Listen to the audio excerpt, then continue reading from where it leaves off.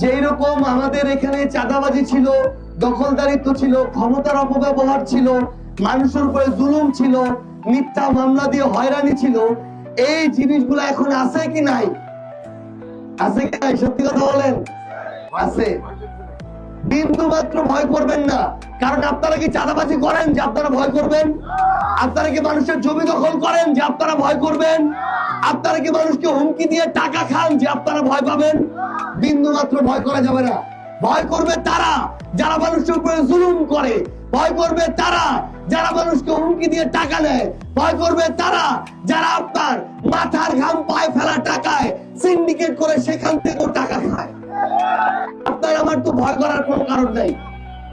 আপনাদেরকে স্পষ্ট করে একটা কথা বলি, আগামীর এই বাংলাদেশে আমাদের এই ভোট দিয়ে ওই সিদ্ধান্তটা নিতে হবে যে আমরা কোন পক্ষকে বেছে নিব, ভালোর পক্ষ বেছে নিব নাকি খারাপের পক্ষ বেছে নিব।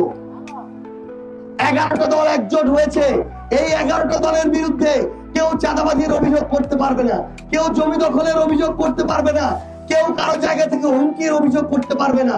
অপরদিকে আরেকটা দল রয়েছে যারা এখনই মানুষকে হুমকি দিচ্ছে নির্বাচনে ভোট না দিলে তাদেরকে নাকি দেখে দিবে।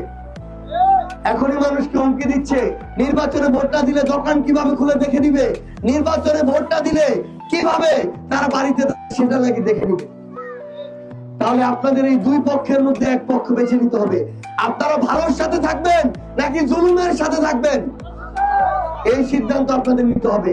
2 নম্বর খুবই গুরুত্বপূর্ণ কথা, একটা মানুষটা ভালো হইতে পারে, কিন্তু ভালো মানুষ মানে কি যোগ্য নেতা হবে এটার কোন নিশ্চয়তা আছে?